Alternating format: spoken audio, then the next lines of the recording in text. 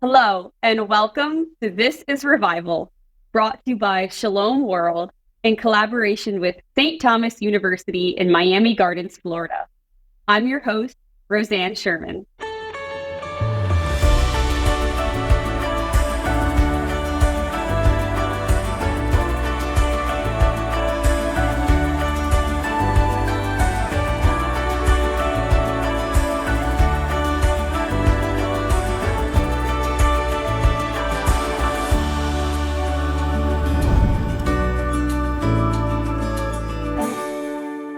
Our guest today is a German native who is a graduate student in theology in Washington, D.C.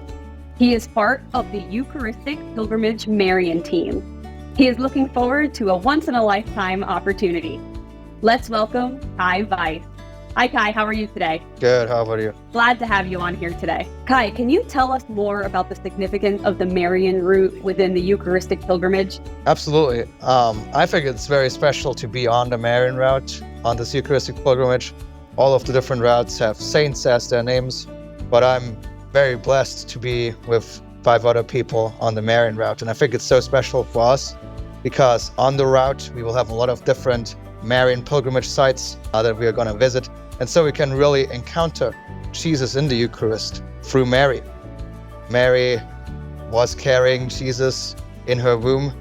She was the tabernacle. We will carry Jesus throughout this country in the monstrance. And so we can really follow in the footsteps of Mary. We can really go out like her when she went to Elizabeth to proclaim the good news. We can go out and just really share the beauty and love that Jesus has for us in the Eucharist. And so I figured it's very special for us to follow really in the footsteps of Mary, to visit her in so many different shrines, most of all in Our Lady of Champion in Wisconsin, which is the only Vatican-approved Marian apparition site so far. We can really visit her there. We can encounter Jesus through her. And I think that component will just be sort of an extra bonus for us as we can encounter more closely Jesus in the Eucharist. Amen. She is the best guide. And Kai, beyond the event itself, what long-term impacts do you hope that this Eucharistic revival has on the spiritual landscape of the United States?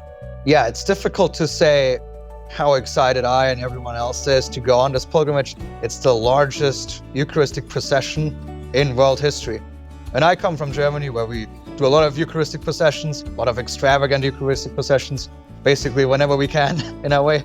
It has never been this big, and we'll travel throughout the whole country, and it will be such an amazing opportunity. And I mean, I always think we have to think of it in 2 ways.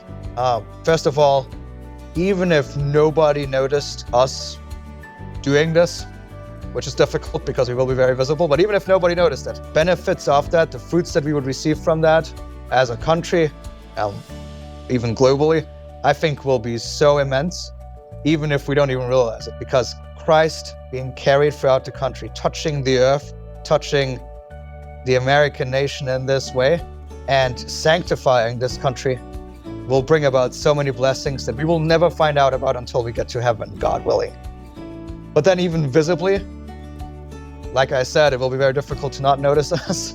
We will be walking through all kinds of areas, through big cities, rural areas, mountains, and so forth. Just the tens of millions of Americans who will encounter Christ, even if it is just for a second, will be so amazing. And I'm so hopeful, because even if that's this crazy story of Elizabeth Ann Seton having this huge conversion moment just by being at a Eucharistic procession, by just encountering Jesus in the Eucharist for just 1 second. Just imagine one of the tens of millions of Americans having that same encounter with Christ and then making a similar impact. That will change the country, that will change really the Catholic Church around the world.